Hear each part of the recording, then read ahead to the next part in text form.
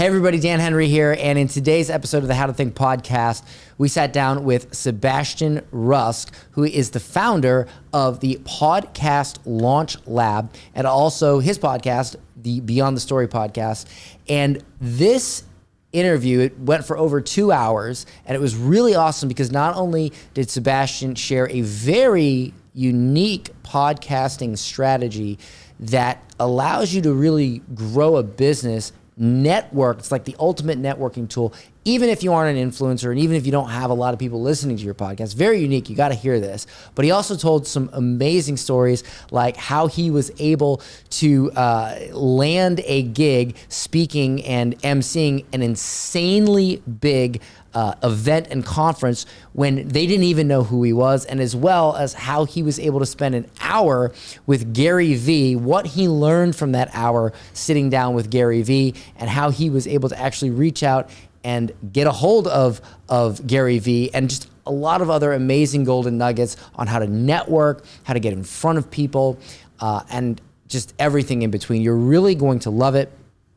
And don't forget, if you'd like to check out our app, How to Think, which gives you your daily dose of wisdom and helps you with your mindset, you can go to howtothink.com and check that out. Without further ado, let's get into the episode. This is How to Think. Sebastian, thanks for coming on, man. Always a pleasure, Dan. Great to be here. I expected you to wear a bow tie. The bow tie's been retired. I thought you loved bow ties. The bow tie has been retired. I thought that was your thing. It's grossly uncomfortable to rock constantly, and a lot of my speaking engagements or MC stuff, people ask for it to be included in my agreement. That's how much of a thing it's become, and I got to tell them that I've resorted to the Mark Zuckerberg route of dressing every day. It's one less thing I want to think of. Boy, your voice is it's like dark chocolate. Has anyone ever told you that? Like, I'm jealous of your voice. I've been told to have a great face for radio. Phenomenal. And you're a stand-up comedian. I forgot about that. I did. I don't think I told you. I have not been doing it I just started doing it last time I had you on the show a couple months back. But dude, I wrestled with that for like 5 years. I'm like, I've been writing material. I can get on stage in front of 10,000 people and rock. I mean, I did traffic and conversions for like 4 years. For how many people? No problem. I'm like, that's my playground. Ask me to get in front of 50 people in a bar on a Tuesday night at 10 o'clock and tell them jokes. Terrified. Really? So I started hitting up local comics because the Miami comedy scene's pretty. It's a growing scene. And I hit up one of the comics and I said, do you do this full time? She goes, no, I'm a speech therapist. That's my big girl job. And I said, how'd you start doing this? She goes, I went to an improv class, and then my group of graduating people from the class, we all put some skin in the game and said, let's go to an open mic. And if you go, you don't have to pay. But if you don't go, you have to pay. So we all went, and I was hooked immediately. And I said, great. I mean, you're funny. You're obviously doing a great job of it. And she goes, I go, how long ago was that? She goes, about 1.5 years ago. I go, let me ask you a question. Here's where I'm at. I'm terrified. Had her on the podcast, so we had a conversation about this. And I said, I'm terrified about this. And she goes, let me explain something to you. The fear is never going away. But every time I get up there and I do a set and I push through the fear, it completely invigorates me with life, and I'm ready to go do it again. And then the next time I get up, I'm equally terrified again. And I said, interesting. She said, it's an art, and it's a matter of what you want to do. So I finally mustered up enough guts through her encouragement, and I just said, I'm going to go do it. So I hit up my buddy Manny, who started Miami Comedy. He had added me on Facebook, and I got him on the podcast, and I'm telling him all this. And he's like, dude, what do you mean scared of Like, I've been following you for a couple of years. I've seen your stuff. Like, you're a natural when it comes to comedy, I'm sure. Why don't you just come out to the mic and come out to a mic and give it a shot? So I did that, and it was terrifying. And there was a networking event going on at the bar where the show was going on, and those people did not care that there was an event going on. And so it was really noisy. So I say the rite of passage normally in comedy is getting laughs. In Miami, it's getting people to shut up long enough so you can make them laugh. So I finally went back. I'm really blessed to have some really funny friends that are terrified of comedy, would never do it, but they want to live vicariously through me. So we just do some incredible writing sessions through phone calls, like calling a buddy, but he's really funny. And you're like, let's unpack this for a minute and start to navigate through. So wrote my first set, and I thought I was doing an open mic, and I showed up. He's like, no, you're in the showcase. You're third up. I'm like, what? So he kind of hooked me up a little bit. And yeah, from so far so good. But and then I got in my head a little bit in November. I did a show and he came up to me after and he said, I was with two really, really good comics that got up and just crushed 10 minutes of crowd work like nothing. 10 minutes is an eternity in the comedy world. And he said to me, you need to tighten up the punchlines a little bit. And I go, what does that mean? Which joke? He goes, I don't know, you'll figure it out. But rule of thumb is 6 to 8 laughs per minute. And I'm like, I'm sorry, come again? And he's like, 6 to 8 laughs per minute. So did you record your set? I go, yeah. He goes, cool. Go home, listen to it. Every time you hear a laugh, make a little check mark on a piece of paper. And that's how you're going to want to, because it was tough for me to segue from storyteller, speaker, podcaster to just, joke after joke after joke, plus crowd work. How you guys doing?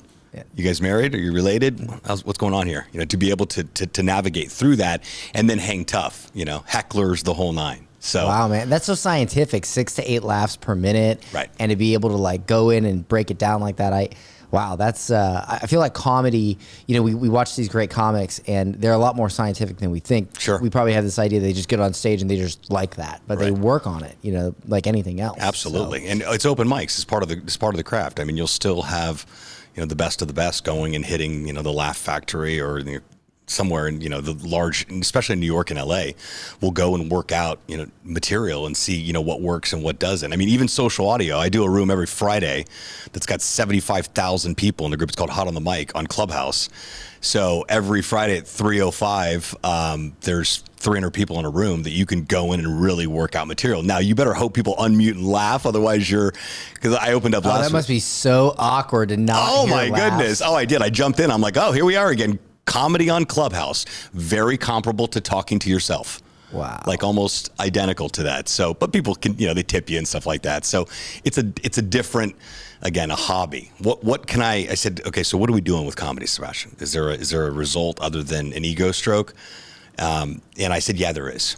I'm going to take whatever I'm learning with stand-up, which is on the fly, which is quick, which is easy when it's not expected, and I'm going to bring it back to the stage, and I'm going to bring it back to the podcasting mic, and which does help that process. Right. Awesome. It helps these kind of conversations. So, still terrifying. Yeah. Well, I think everything worth doing that is rewarding is terrifying. Yeah. I mean, if it's not terrifying, it's probably not very rewarding. Yeah. So, and that's what that's one of the reasons I wanted to bring you on here today, because you have a very unique sort of unorthodox strategy that podcast strategy. And I wouldn't even call it a podcast strategy. I would almost call it a getting clients strategy. Yeah. It just happens to be with a podcast. Sure. You know David Shands? I don't.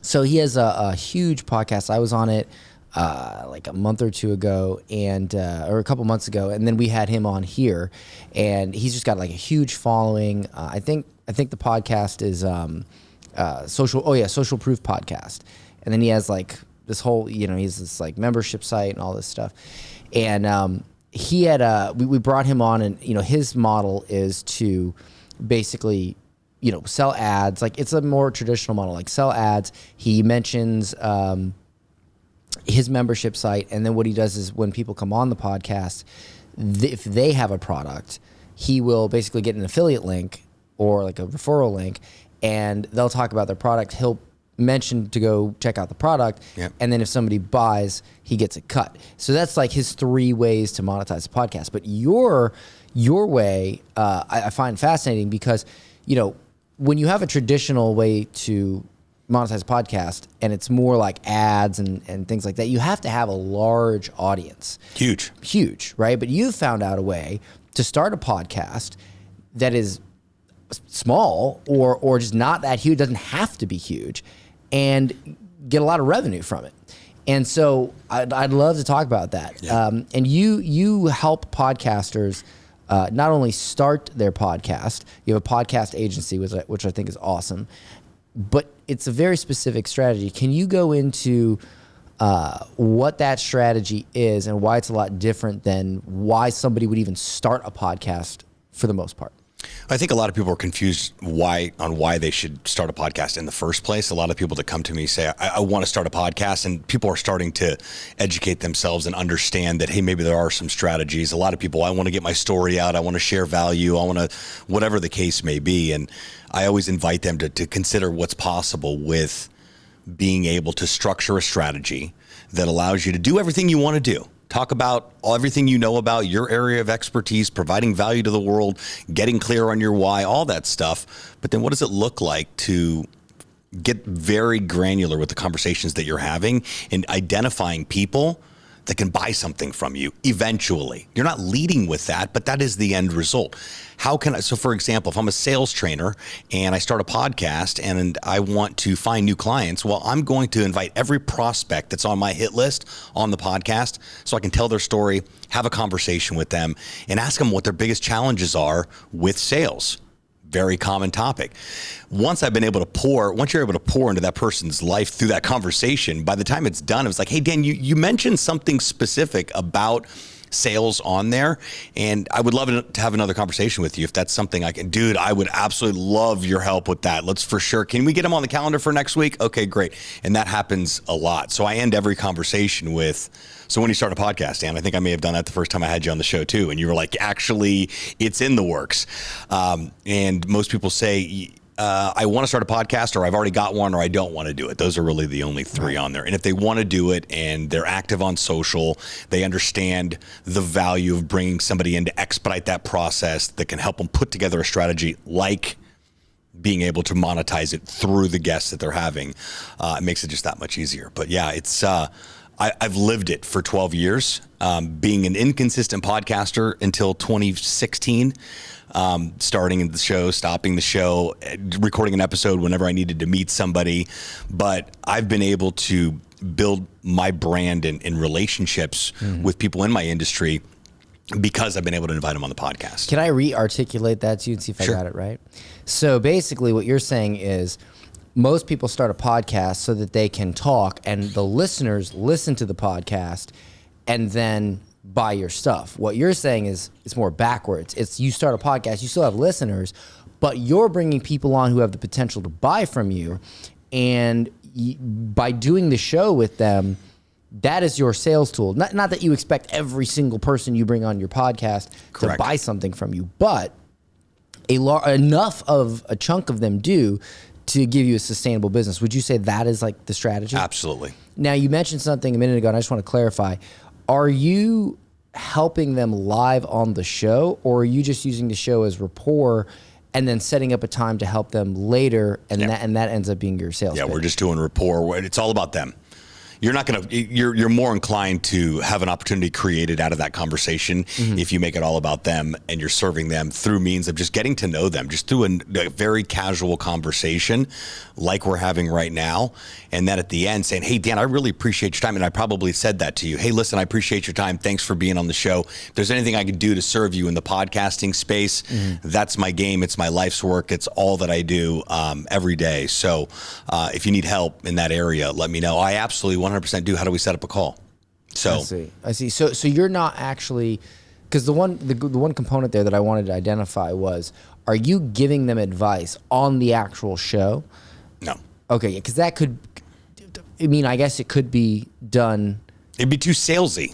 Well, you don't want to. I wouldn't think you'd want to bring someone on your show and then like teach them or dictate to them or whatever. You'd want to talk about them and let them shine. Correct. Okay, that's the distinction, because I know a lot of people like a podcast about podcasting. I've thought about that, and they do exist out there. Right. It's just not something I get excited about. I'm like, I love conversations and storytelling. Right. It can have, which happens to be in the form of a podcast. So it's funny that you mentioned this, because I had this weird strategy, and it wasn't even something that I created. It just happened naturally, and I was like, that works. So in our consulting business, we would have, we have multiple tiers where we charge this much, and then for more help, there's a mastermind, we charge this much, and a lot of people would buy our core program and they'd have success with it. So I used to do student or client interviews where I'd hop on and I'd do an interview with them and I'd let them share their story and their wins. And then of course we'd use that recording in marketing and ads and things like that. But I would always after the end, I chit chat a little bit at the beginning, but after the end of the show, or it wasn't a show, it was just an interview that we used. But after that, I would just chat with them for 15 or 20 minutes. And I'm not kidding you. They would buy, let's say they bought a $10,000 package from us, or a $10,000 program. They would get results with it, come on, and then I'd chat with them. I would say maybe 70% of the time, just chatting with them and giving them some one-on-one time and giving them some help, they would upgrade to my $55,000 package, my $55,000 program, just from having a little one-on-one time with me. And then they go, well, wow, that's really, they saw how much just having that more personal, time would help. And then I even had somebody upgrade a $100,000 package. And it just shows that personal connection, they go, well, hey, can you help me more? Like, do you have, could we talk about this more? And then you just get in the conversation. Next thing you know, they're signing up for whatever, personal coaching or an event or a mastermind or some sort of higher package or whatever it is, right? So I noticed that I never made like a consistent, it was just something I randomly did. Sure. And then I stopped doing the interviews and I had some staff do them. But, it seems like if I would have made that like a real thing, that could have produced a lot of extra revenue. Well, yeah, people want access and they want FaceTime. And they also want value, and then they're like, well, if I got this for this, just this conversation, like what else is available? So that's what I would and that's something that I would repeat back to them. Sometimes they would say, "Wow, this was," and I would wait. I would see if they said anything. If they said, "Wow, this was amazing," I said, "Well, if that 15 minutes did that much, imagine if you got to talk to me every whatever month or X or this or whatever it was," and they would be like, "Yeah," and then they would sign up. I'm semi-retired now, so I don't do that anymore. I just like to do my semi-retired. I love that. I stopped selling. Currently, I stopped selling my mastermind because I'm trying to focus on my new company, the app, and to me that's like a potential $1 billion play. Yeah. And I got to really focus on that. And I've done the events and I've done the meetings and all that for years. I'd love to say that this is my end doing it. I still have my personal coaching, but I feel like, as with anything, you say, well, I'm done. You take a break for a year or two, and then you get the itch. Yeah. But you never know. One thing I never try to do is decide what I'm going to do, because me now, you now, is a completely different person than you in 2 years, 3 years, 5 years. It's like literally a different human being. So why sit there and try to predict the future? Right. You can't, because it's not the same person. So I just let it happen. Your post a couple weeks ago has still had me thinking to this day. So that was, that had my wheels spinning, because I'm on the complete opposite side, right? I'm on the come up, if you will, right? I'm still trying to get to whatever that mountain is, right? Of impact. That's been my mission, but that was definitely some food for thought, because there was so long I was like, I just want to be rich, and somebody asked me one day, like, why? And I couldn't answer that question. Exactly. And then it's taken as long as it's taken for me to become who I need to be, but also considering, just this deep desire to want to impact people in whatever capacity, back of an Uber, on an airplane, in business, on a stage, in a book, whatever it might be, being able to share my unique gift with them, whatever they're able to extract as the gift, and leave them different. I think that's got to be some of the recipe to a life fulfilled. You know what I mean? Because I definitely don't want to get to a fact, well, I did it, now what? Well, I think for me, the biggest, one of the biggest lessons I learned in life was the value of the word no. When you try to be rich, you try to build wealth, right? Why do you want to build wealth? You probably want to build wealth so that you can do something, right? You have some sort of hobby. Nobody just wants to be rich. If you do, great. But it's usually because you don't want to work, or you don't want to work for somebody else, because you'd rather be doing X. Right. Whether that's playing guitar, whether it's going snowboarding, or writing an album, or doing art, or whatever. There's something you want to do that wealth affords you the time to do. But when you start building wealth, like decent wealth, not like, I'm talking about like multiple millions, Sure. You realize that what you have to do to get there, it changes you. And the time it takes, and then the responsibility.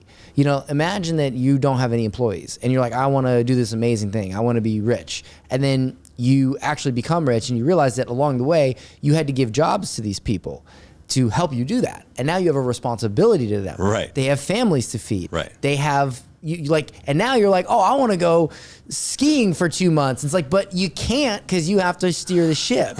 And so you have this like journey where you realize that, and this is not in every situation. I mean, Sure. if you win the lottery or you come out, whatever. I mean, That doesn't end well, though. Have you seen that show? It doesn't end well. no, I have not seen that Yeah, show. it's a disaster. Yeah. They end up losing it because, that's a case in point of how really life works, though. But it's funny how life works because it's a hero's journey. Like you ever notice how the protagonist sets off for a goal, they go through a journey, they experience this thing, and then that experience changes them, and then the end of the hero's journey is the transformation where they don't want that thing anymore, or they went through this life lesson that realized they want something else, and it changed their perspective. Sure. So that's what happens a lot is you become successful for a reason, but then in order to get successful, that reason changes. And then you sometimes can get lost, or for some people, they figure it out, or for some people, they just pick something else, or for some people, the very few, they actually still get that thing, you know? But out of 100 people that build wealth, 99 or 100 are not gonna all get what they want. They're gonna go through a journey that creates a completely different life than they expected. Sure. And sometimes that's hard to deal with. Sometimes it's harder to deal with than when you are on the come up, when you can't pay your bills. You know, I remember when I could barely pay my electric and how many problems I had. I had like a few. I had eat, shelter, electric. Now I have everybody else's eat, shelter, electric. Right. I have legal. I have this. Sure. I have that. I have and you know, if you think about it, it's like they say more money, more problems. That is like super, super, super true. And if you're trying to build wealth to avoid problems, you probably shouldn't build wealth. Yeah. That's great advice. That really is great advice. And I've had friends and people that have, you know, and the common denominator was like, Sebastian, it is not about the money. It's about the journey of life, of getting to where it is that you want to go. Because once you get there, then it is 100% now what? You know, and I look at guys like Gary Vee, very practical guy, got more money than he'll ever be able to spend ever. But until he buys the jets. He hasn't bought the jets yet. He's still not quite enough money. Well, my question is, Gary, are the jets for sale? Right, like he's going to go in with some ridiculously overballing offer that, you know, there's. I'm confident it's going to happen. He's too deeply passionate about it. But outside of that, it's not like flashy this and flashy that. He's a family guy. He's like practical, but like has completely mastered like the money success game type of deal, and still all in. I think. But he couldn't get a sponsorship from Gillette. What's that? He definitely couldn't get a sponsorship from Gillette. Is that because he doesn't shave? No, he doesn't. See, I need to take comedy lessons from you. He does it, clearly. Right. I thought that's where you were going. I was like, Gillette? I'm like, no, that's where the Patriots play. He hates the Patriots. I'm like, I wasn't sure which direction we were going there. But it always leaves me curious on like why a guy, he does practice what he preaches. He is who he says that he is, and I've been blessed to experience the human side of him, and see that aspect. A very, very in tune, a very, very present, a very humble individual. Which people are like, "There's no way that's it," and that is, dude. He is like right there, man. Yeah. Most of the times, if you're getting mobbed on the side of a stage, you're probably not going to get that that much attention there. But he seems like the type of guy that you would think would be kind of a jerk in person, but then when you meet him, he's like the nicest guy. Like you get nice across, you get nice, you get nice across the board. I started tracking him down in the wine library days. Somebody tipped me off to him in 2010. It's like, this guy's on YouTube. He talks about wine.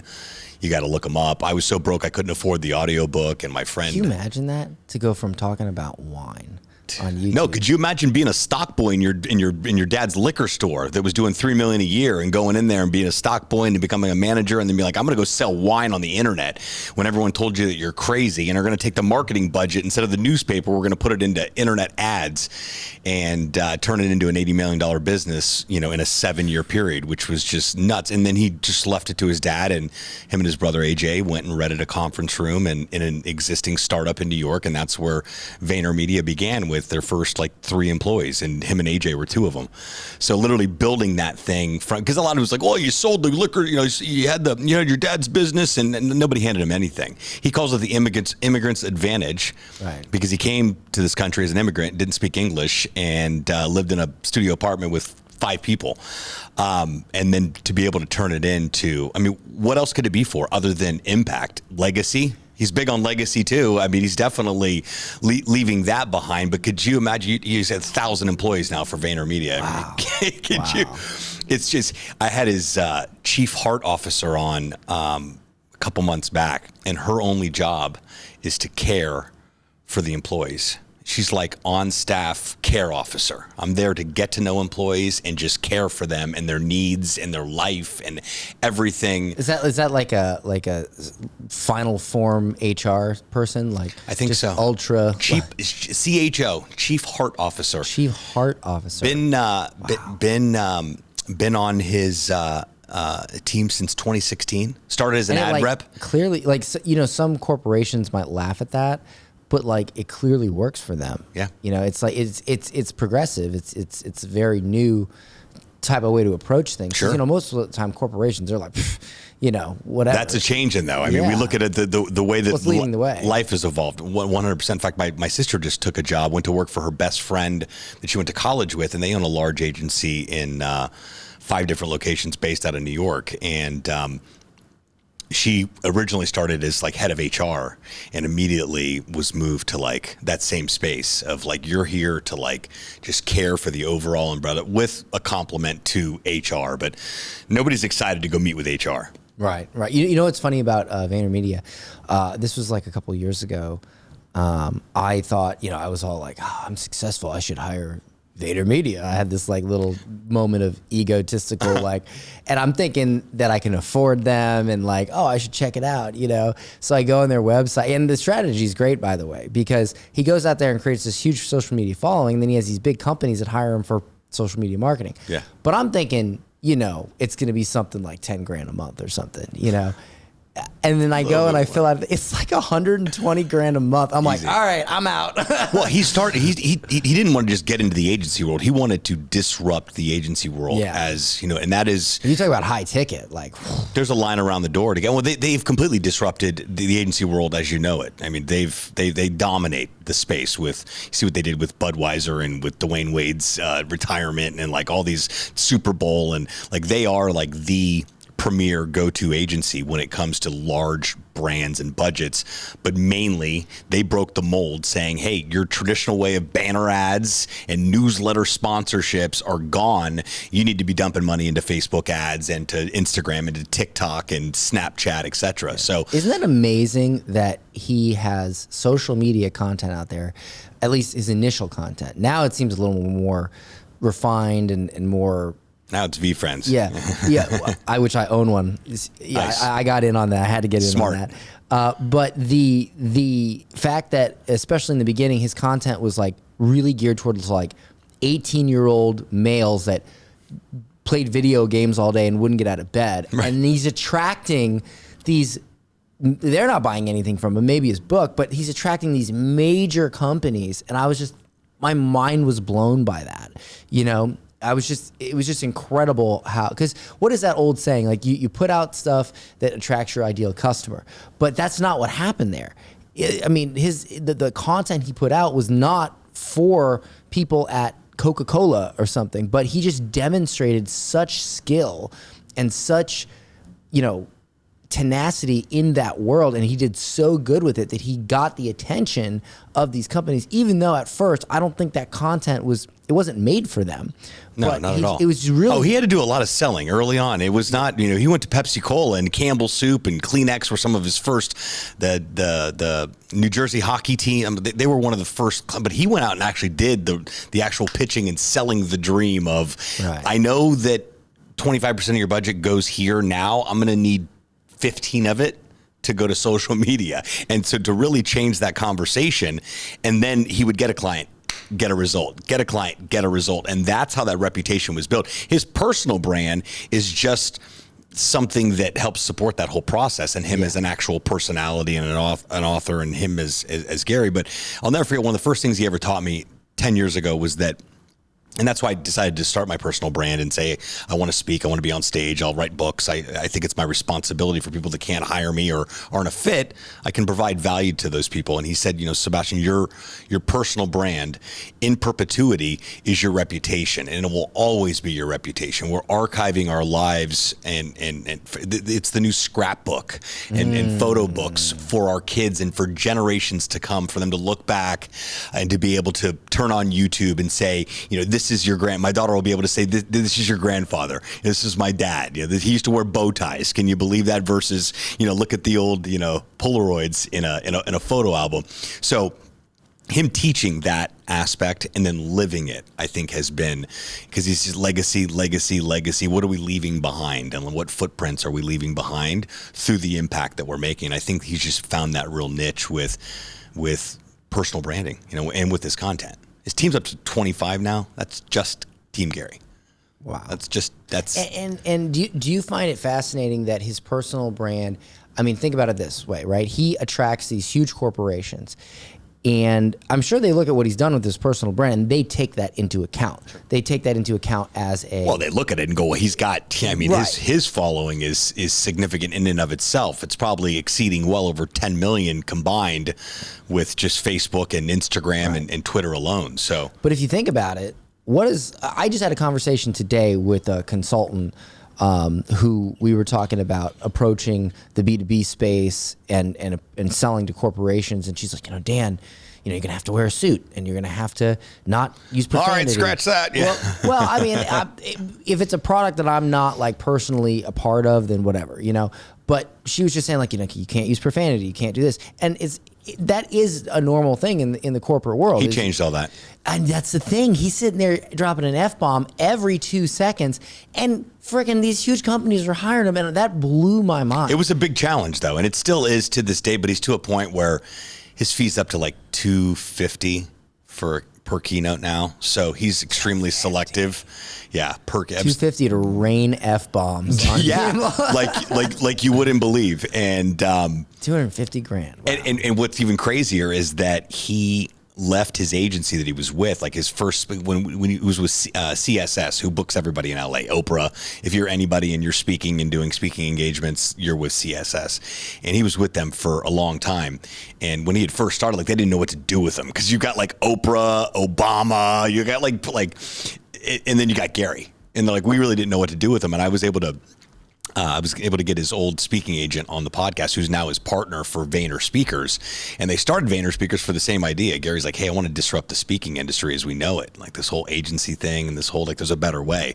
And his agent's time was done there, and his contract was up. So they started Vayner Speakers to essentially manage Gary's, speaking business as you know it. But, that's been the F-bombs have been a little bit of a challenge for it. But I would venture to believe that this day and age, he's like whatever. It's $250, and I'm going to say whatever I want. Cool? Like that's just the way it is. I can't Talking about a dream job.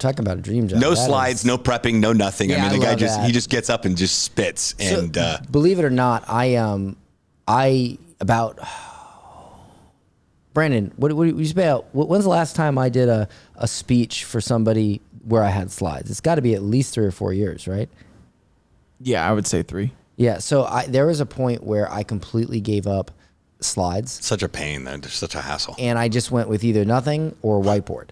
And I remember I started going to these events and speaking, and they'd be like, "Where's your slides? We need your slides. Oh my God, we need your slides." And I'm like, "I don't have any slides." And like, "Well, what are you going to talk about?" I'm like, "I don't know. Like, I'll get up there and figure it out." Right. And then there was other times where I would be not just speaking, but I'd be selling from stage, you know? And I remember one time I went to this event. It was a smaller event, but they had the organization, the main person was selling a package, right? And I came on at the end to basically come in and say to all the people that didn't buy, give some content and be like, "Here's why you should buy this." And I didn't know anything about the product.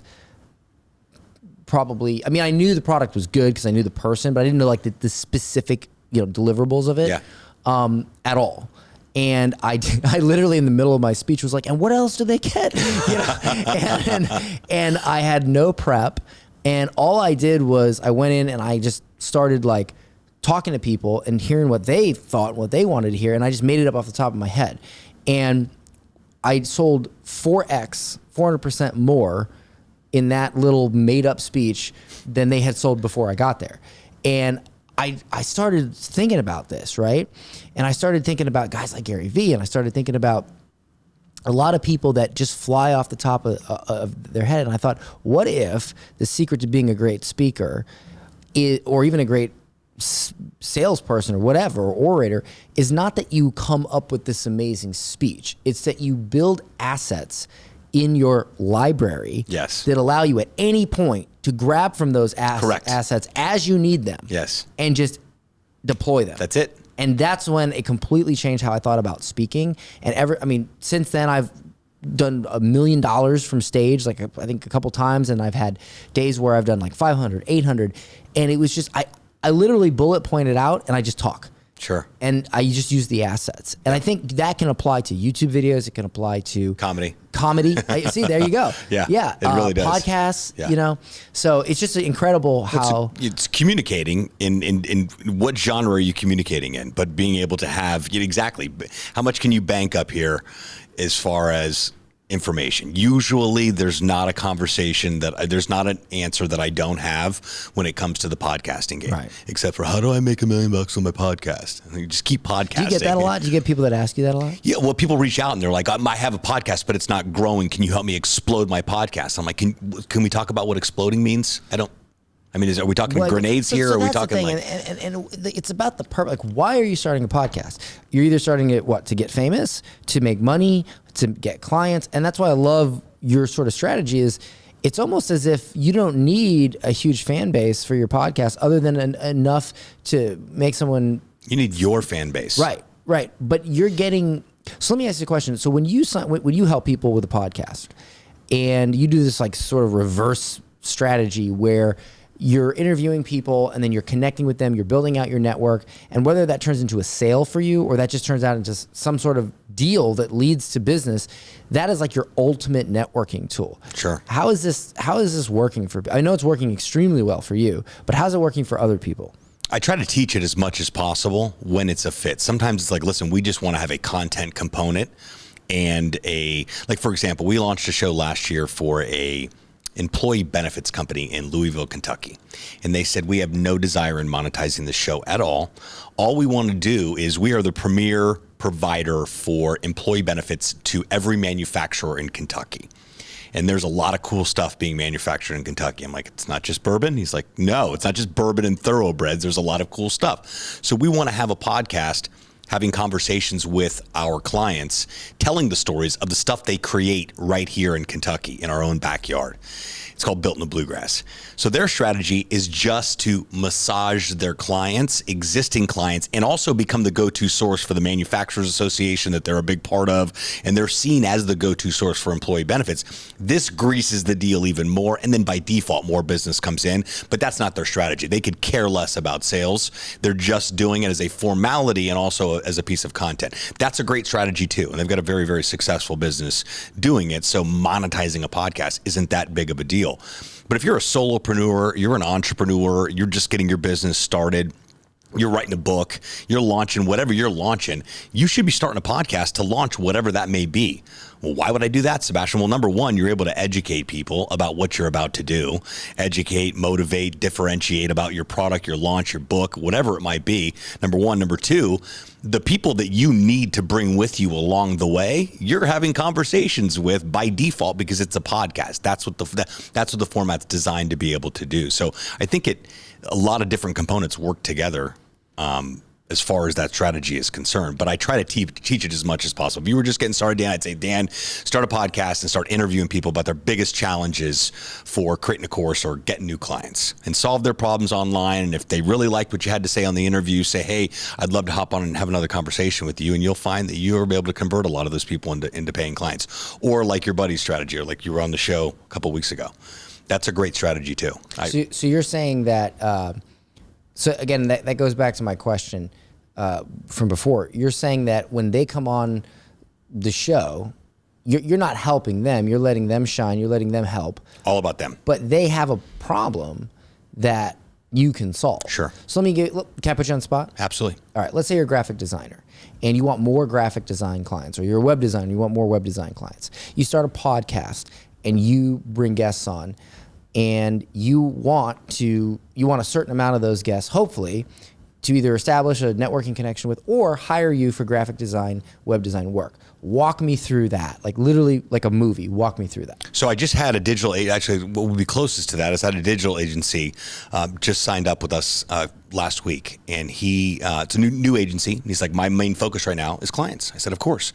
So what would it look like, and what do you primarily focus on? SEO, PPC, local online marketing for businesses. I said, great. What would it look like for you to make a hit list of 50 of your ideal prospect, your ideal clients, and schedule them for the podcast and tell their story, talk about their business, make it about them, and then have a part of that conversation say, what are some of the biggest challenges you found with being able to market your business locally, specifically online with SEO and PPC and things of that nature? And he goes, I never even and I really think that he ended up signing up and joining us because I was able to have that conversation with him and open up another area. In fact, we were at a mastermind when we had this conversation, and we were in a breakout session, and we were going around the room talking about goals for 2022. And he stood up, he goes, my number one goal for 2022 is starting a podcast. And they go, great, what are you starting a podcast for? He goes, because I want to have conversations with business owners where I can tell their story, get to know them, build rapport, solve their problems,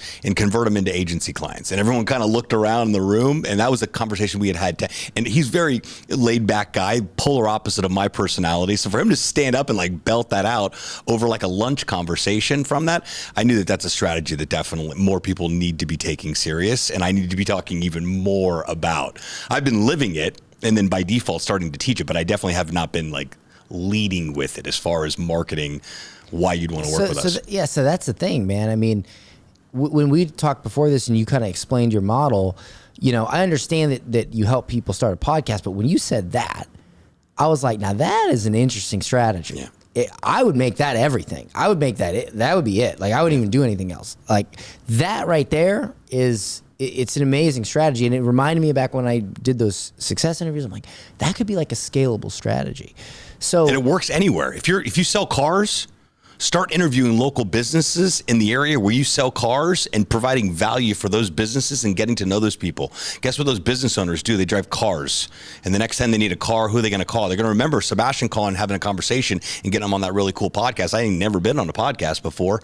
A lot of people never even experienced something like so this. You just gave me an amazing idea, right? That's what I'm here for, Dan. What if you were a realtor and you sold high-end real estate and you started a podcast, and the podcast was about, I don't know, country club living. And you bring people on who live at high-end country club houses, or they live on golf courses. Because, you know, generally homes on golf courses cost more. Or yacht club living, or living on the water. Like in Florida, you can't find a house that's on the water, at least right now, that's under $1 million. Unless you live on a creek, you know? and so imagine if you were a realtor and you started a podcast called Living on the Water. And you just reach out to people who live on the water and you say, we have this podcast called Living on the Water. We want you to come on and we want you to share what it's like to live on the water and the challenges and this and that, because other people who don't live on the water, maybe they want to consider it and they listen to this podcast. And next thing you know, you have a connection with them, and the next time they want to sell their house or buy another house, who are they going to call? Right. Absolutely. Is that how you do it? That's exactly how it's done. That's exactly how it's been, because it's about the core of its relationship building and it's rapport building. And it's there's a likability factor there too. People like you, and I've got a personality that I've been told that people like, they resonate with me. I'm not for everybody, but a majority of people I have conversations with, I'm able to resonate. You're a raspy comedian. I used to smoke for a while, but I quit voice. I'm glad that I did. But just enough to give you that light rasp. Actually, I don't know. Yeah, it may have been. It may very well have been. Oh, was I on point with that? Yeah, it was. I'm glad. Well, before I was I quit smoking cigarettes a long time ago, when everyone was quitting, smoking was not cool anymore. But now I look at it, I'm like, I could not imagine being a smoker now with. I don't even think that's, I mean, it's because I live in St. Pete, it's a very healthy city. I haven't seen somebody smoke in ages. If you do, you're like. Yeah, you're like, this horrible person, which, I mean. People still smoke? Yeah, it's like, do they still make you? Proven. Surgeon General, right on the side of the pack, like proven, like there's plenty of shit that can kill you. This is. I have not seen a smoke. I have not met or interacted with a smoker in so long, and I was just wondering if it just is out of style. I think they're really. When I lived in California for 10 years, and that out there, it was, they're trying to change the world out there, but that was very extreme. Like, nobody smoked. You can't smoke on the beaches. You can't smoke within 20 feet of a building. I think more people smoke marijuana now than they do cigarettes. Well, I think I think so. I mean, that's a conversation too of like, well, I mean, is it better? Is one thing better than the other? Well, I guess. Well, I think if you smoked weed at the same interval and frequency of a cigarette, you wouldn't be able to move. So it's probably Snoop Dogg makes it happen. Snoop Dogg's able to function. That's him. Tommy Chong's going strong. That's a completely different thing. Tommy Chong just posted something on Twitter the other day. It might have been Instagram, and he's like, "You guys want to know what I did with all that money I made on the NFT?" And he made a couch out of big, huge bags of weed. And it was like his investment advisor's probably having he's still going. Yeah, exactly. He's still going at it. Did you pay taxes on it first? Right. Oh, wow. Yeah.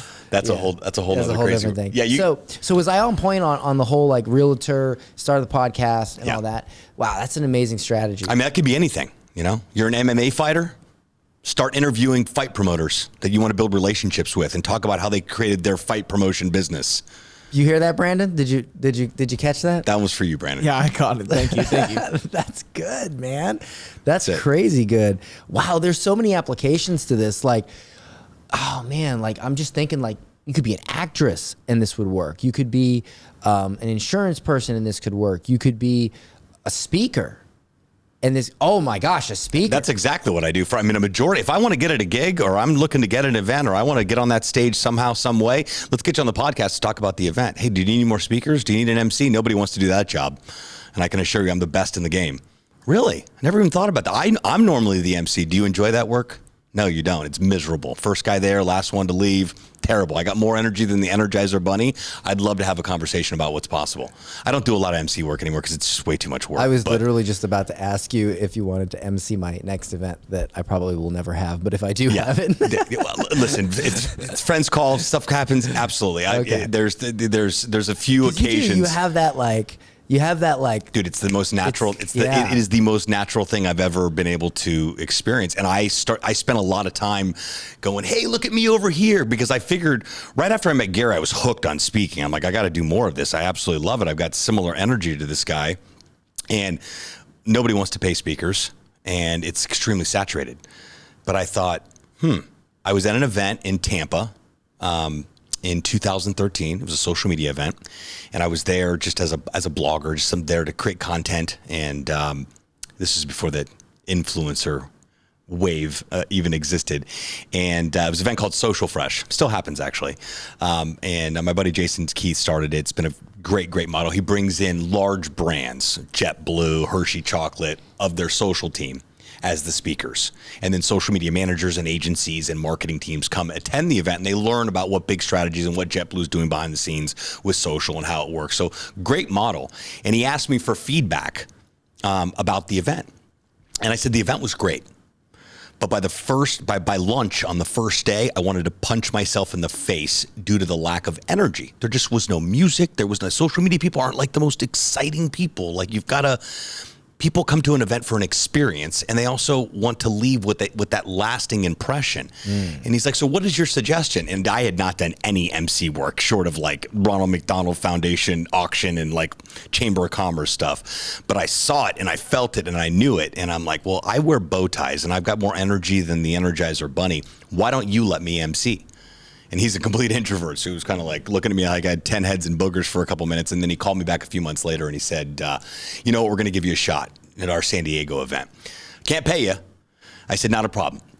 Just put me up and get me there and feed me. Just make sure it doesn't cost me any money. But that allowed me to kick open doors. I met Maury Smith and Mike Steltzner was Social Media Examiner and Brian Solis and all these guys that were, significant people in the digital space early on when no one knew who they were. But I'm like, I've been watching and looking up to them. So I was able to build rapport with them based on connecting with them in the green room because I was the MC. That was cool. And then eventually I got paid a little bit there, and then they changed the model and they were like, we're going to go with a guy-girl combo and more of a host versus an MC. And that was totally cool. It wrote its course. But I was constantly seeking out new events, and I'm scrolling through. I was looking on Twitter. Everywhere there's an event going on, I was sending out an email. Subject line, MC with a bow tie to rock your stage, ? Hey, what's happening, Dan? My name's Sebastian Rusk. I rock bow ties and stages. I see you got an upcoming event coming up. I'd absolutely love to be there. I bring an interesting component to your event that leaves a lasting impression for your attendees. I keep the event on time. I cut time. I add time. I entertain. Sometimes I'm funny, and I'd love to see if there's an opportunity there. So I was doing this prospecting constantly, but I found that if you don't know me, it's tough to get booked, even though you've watched my reel and you've said, well, the guy's got chops. He can obviously do it. One day I'm on Twitter and I see an ad for an event called Traffic and Conversion Summit. It's 2015. And I'm like, digital marketer, well, I never heard of them before, but let's follow them and I'll send them a quick tweet. Well, then Twitter recommends that you follow other people that are associated. And they're like, well, you should follow a guy named Ryan Deiss. And I was like, okay, cool. CEO and founder. We'll start at the top, work our way down. Sales 101, baby. So I hit Ryan up, no clue who Ryan is. And I go, hey, do you need somebody to rock your stage for Traffic and Conversions? And he replies right back and goes, actually, we do. Your timing couldn't be better. I'm going to DM you my number. Let's hop on a call in the morning. And I'm like, okay, cool. So he called me on the way to taking his kids to the school the next morning. And he said, Traffic and Conversions is growing. It's the largest marketing event out there. I know nothing about digital marketer at all, other than, digital marketing. I know there's a world out there. Right. And, he said, I'm the face of the brand and of the event, but we're growing. It used to be one stage. Now it's 2 stages, 3 stages. Like I'm running all over the place. We brought an MC in last year. He was terrible. I really don't want to do the MC part anymore. I want to do what I do best, which is get in, share my knowledge, and that's it, like middle school. So he goes, yeah, let's do it. How much is it? He goes, how much is this going to cost me? I had been building rapport, and we had one mutual friend that I had met at Social Fresh. So return on the investment on that relationship there. And he said, if you're good enough for Tim, good enough for me. And I said, excellent. He goes, so what's this going to cost me? And I thought, this is game time. So I said, you didn't think about that yet, I said, I've been booked here and there. It was like $1,500 there, $1,000 there. I go, with complete certainty and confidence, I go, it's $2,500 a day plus travel and expenses. And he goes, okay, cool. Send over your invoice. We'll get you paid in the morning, get you looped in with the team, get everything situated, and get you on production calls. I really, really appreciate you reaching out, dude. You are a total, you saved the day. And I hung up the phone. I called my buddy. I was like, yeah, I just talked to this Ryan Deiss guy. He goes, what do you mean you just talked to this Ryan Deiss guy? I'm like, yeah, he called me. He was taking his kids to school, and he booked me to MC. He has this event called Traffic and Conversions. And my buddy's a marketer. He's like, wait a second, dude. He's like, what rock have you been living underneath? Like, this is like first of all, nobody gets on that stage. Like, how did you pull that off? I'm like, it might be the bow tie. So that really helped me. I learned a lot about the world of people that don't need you. Like, they need an MC, but they don't need Sebastian Rusk. And there was a lot of lessons to be learned through that process, and a lot of, and I've always been the, hyper, type of where it's been like, okay, let's bring it. But I learned a lot there. And the biggest takeaway that I had, I did that show for 4 years. And the biggest takeaway that I had was that these guys don't need me. They don't. They got $2 million plus into this show every time they go and do it. They make God knows how much being able to. They don't need Sebastian and his bow tie. It's an added benefit. But my thought process going into it was like, I have made it, ladies and gentlemen. I am the one that's on the stage, and that was not the case. I had a couple talking tos through that process. I came out one day and put my slide on with like a QR code to like connect with me on all my socials. And they were like, what did you just do? Like first day of the event, I'm like, I'm Sebastian Rusk, follow me. Oh man. So that didn't go over too well initially. I learned a lot through that process. I was still able to deliver the job. As they grew, they added more stages, more MCs, and I kind of got lost in the mix. I'm a main stage guy, maybe ego. I don't know what it is, but the fact that you learned, like the fact that you got there and that taught you a sales and networking tactic and probably expanded your mind to where you could use that to do a lot more. I mean, you sound great. I bet when they heard your chocolatey goodness of your voice, they were like, well, I got to have this. Well, there's three partners. There's, or four partners. There's Ryan, there's Richard, Perry, and Roland Frazier. So there was a lot of people to like. How many people were at that event when you spoke? The first year was 5,000. By the time I was done, 10. Wow. And now they've moved to the convention center, and they've since sold the event off. Ryan and Roland are still involved with it. Digital Marketer is still very much involved with it, but there's another outfit that now owns it, and it's still a large event. In fact, I was back last year. Their VIP sponsor is an agency that I've been in conversation with, and they're like, "Didn't you MC this gig for 4 years?" Like, can we bring you with us for the week to make introductions? And I'm like, is this real life? So I was back at TNC, not emceeing, making the same amount of money to introduce people to my friends. I was like, is this real life? So, but a lot of life learning through that whole process. Right, and right. I've never been. A lot of great connections. Yeah, it's great. I think it is really like the go-to source in as far as like, I've been to like, the ClickFunnels types events, and it seems like a whole different world. I'm used to that, and where it's like real energized and fun, and there's just these, it's just like almost like you're a kid, sure, and then some of the other events, I've been told that they're very corporate, and I'm just like, I don't want to go. These are just the thing about it is like you can get to the sessions every day as long as you can stay out of the parties. Like they have parties over. I mean, it's just parties. I mean, well, it's traditional. It's really tradition to have the Dave Gonzalez does the internet marketing party the night before. I spoke at one of his. He's a good dude. He's a good dude. And these are all people that I was able to build relationships. I didn't know who any of these people were. Like I had no idea. They have that in California, right, or San Diego? Yeah, San Diego. Yeah, that's just a long flight. It is. I mean, again, you would wait. I mean, if you're there to build relationships, hang out, if you're speaking or whatever it might be, then I don't think they'd have me speak there. I'm a little too rough around the edges, especially now that they sold it to whoever they sold it to. Yeah, I don't know, who, and I don't even. I haven't talked to those guys, and Roland Frazier is probably the only one I'm still in contact. Perry Belcher every now and then. I love Perry. I talk to Perry all the time, and he just cracks me up, man. Yeah, he's a hoot, man. Yeah, has he ever told you any of his old stories? Yeah, we have had a few late drinking nights during TNC. I wouldn't feel right about repeating virtually any of them. Yeah. Because no, don't. No, yeah, you're right. Don't. They're just wild. They're completely wild. But yeah. So let me ask you. You this strategy that you have for getting people clients through the podcast, networking. And I love how I've been strict with that strategy now. So for example, like I'll give you an example. Victoria Kennedy. Mm-hmm. Her team hits me up constantly with her clients who want to be on the podcast. And I reply back, do they have a podcast? Are they active on social? Do they have a following of at least 10,000? And is there any remote interest in starting a podcast? What are the requirements? Like when would you not interview somebody? Well, never. If it's a fit and I want to have a conversation, I want to meet them, we're going to have the conversation. I just happen to I'm saying if you want to meet them, what's the requirements to if you want to meet them? Then they don't have a podcast. They don't have a podcast, right? Because your offer, your agency, it helps them start a podcast, and manage a podcast. Now, secondary, if they do have a podcast, but they're not happy with their production company of the ongoing production, I may be able to get them. I don't really market that as a podcast production service because it's lower ticket. Your bread and butter is getting them to start with. Correct. And then the ongoing. Sometimes there is a fact where if you call me and you're like, hey, my podcast people flew the coop and I need somebody who knows what they're doing. And we also do micro content as part of the production. So you get a produced episode and then you get a micro video similar to what you do with the show here, or an audiogram delivered as part of that, as well as access to me on an ongoing basis. So it's kind of a unique thing. So I will offer that to some guests. So if they already have a podcast, if you need any help with micro content, you want to be in my sandbox and get all these things accomplished that you're already doing, plus a few other ones, let me know. But usually they don't have a podcast. They have an interest in starting one. They're down to be on the podcast, and they're active on social. So active somewhere online.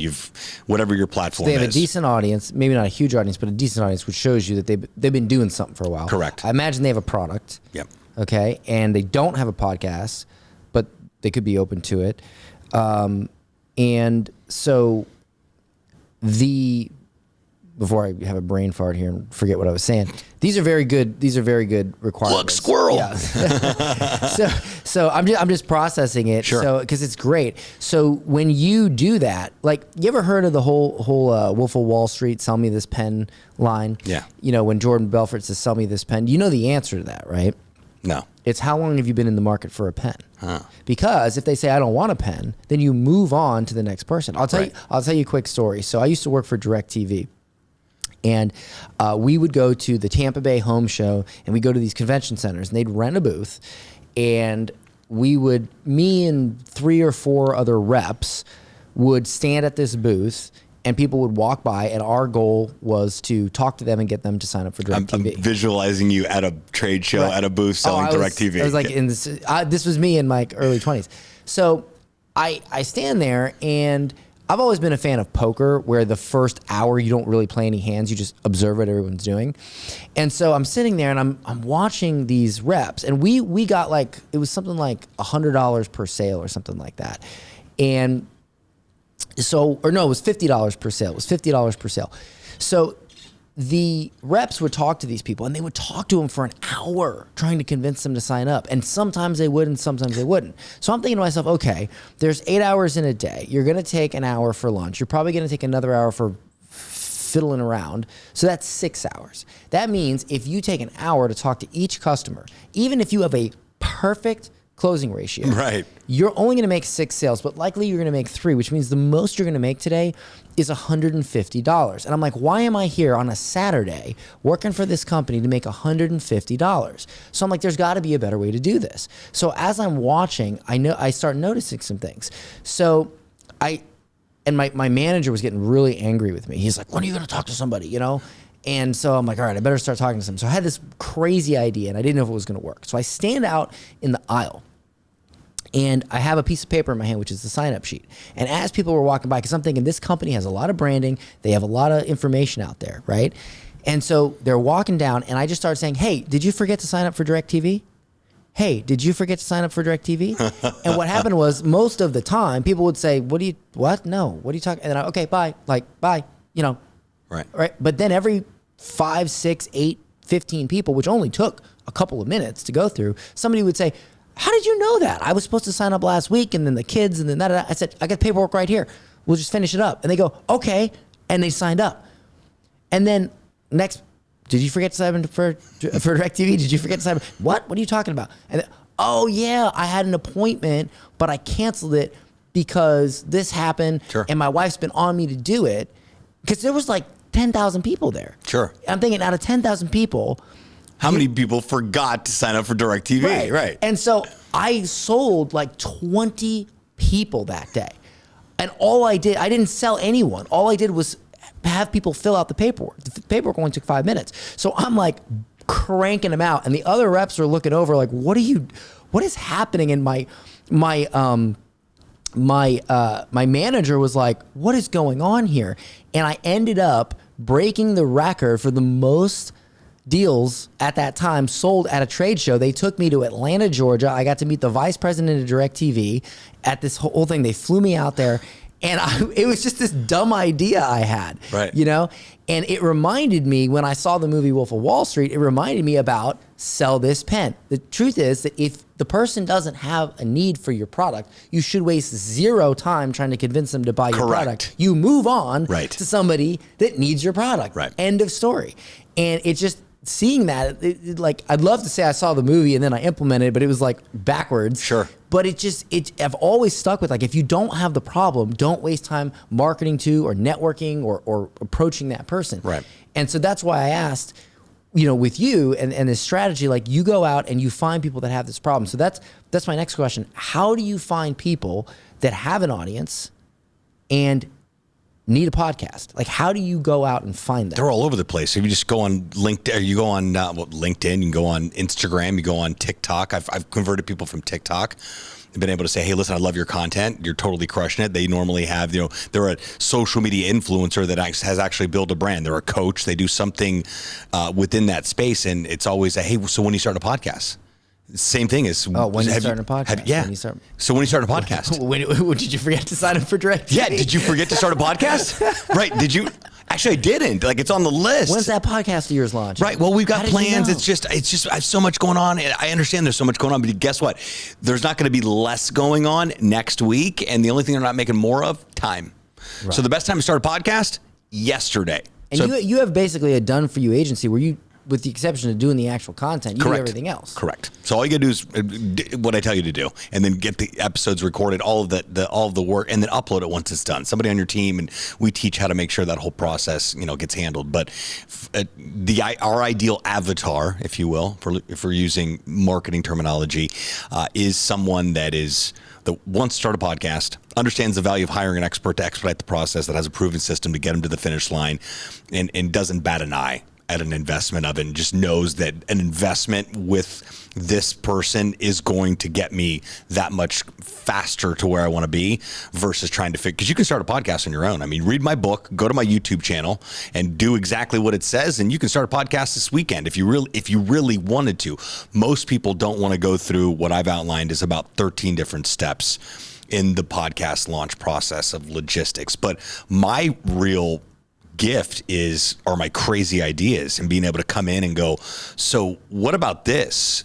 And I really didn't think about it, and stretching people a little bit and being able to get them out of their own comfort zone. Because sometimes with the blinders on, they're like, this is what, you know, it's like the same thing with offers. This is what my offer is. And that, well, what about this? I mean, what's possible, looking at it from and walking people through that process, but also helping them create, you know, the brand, the cover art. I mean, a lot of stuff comes to life through that process. The cover art, the logo for the podcast is the hardest part of the process. That takes us the most time. That's the most back and forth. But at the same time, I also say there's a point in time we're going to need to make decisions.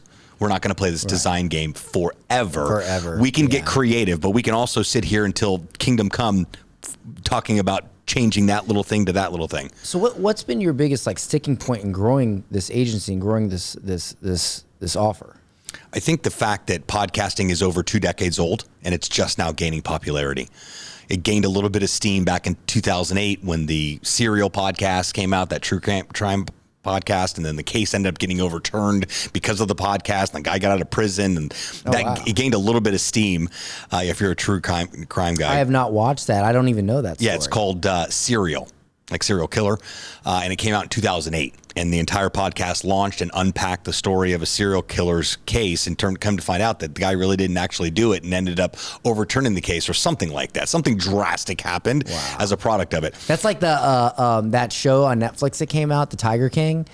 Like the dude on there was like, wasn't that around here somewhere? Yeah. Dude, it's 30 minutes away. I thought so. It's literally like right Venice, here. right? Yeah. Like I forget, but I mean, I'm watching this show and everybody's like, this is insane. I'm like, dude, this is where I live.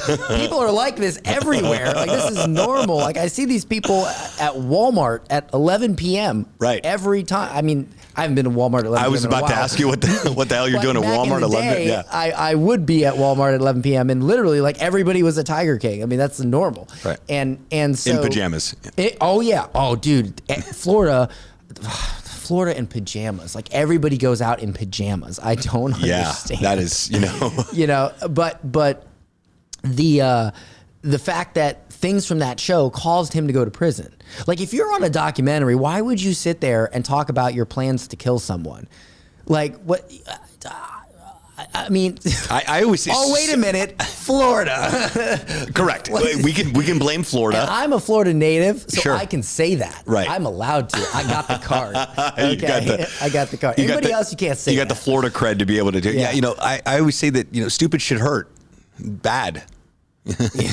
Yeah. Could you imagine if it did? I mean, the world would be a little bit more of an interesting place, I think. But so in terms, so that's like the general though industry outlook. But like for you specifically, what's been the hardest thing for you to get more clients, to get twice as many clients for this as you do now? I think it's like, as with anything, that podcasting isn't new, but with people understanding the reason behind it. Like when I walk a car dealership through, or somebody who sells cars, a sales manager, why do you want to start a podcast for his personal brand or whatever it might be? He had never heard of that idea before until we had that actual conversation. I listen to podcasts. I like sports podcasts. I've heard of podcasts. I never thought I'd be utilizing it for what I'm doing. And I think as people start to see what other people start doing with podcasts, their wheels start to spin.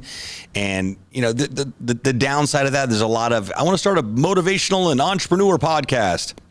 You got to work backwards, right? Right. So what I'm hearing is that or what it sounds like you're saying is that the sticking point is explaining to people how it can help them and sort of removing that idea that they may already have implanted in their head. Correct. Or they don't have an idea. I said, they don't see how having a podcast could, because you think, Correct. oh, start a podcast. You think, oh, a bunch of people got to listen to it. I can have thousands and thousands of downloads. And yeah, what if nobody listens? That's the number one. What if nobody listens? I said, what if you never start recording? And we can do this all day of what ifs. But here's what I invite people to consider for a minute and try this on for size.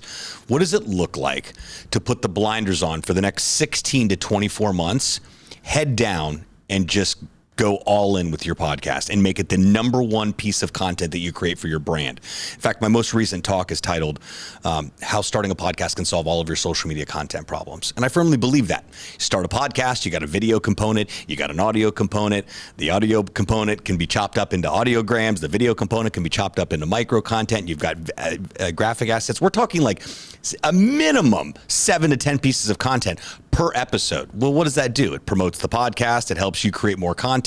You're able to achieve your goals of being able to at least get content out there. That's the number one problem majority of brands have.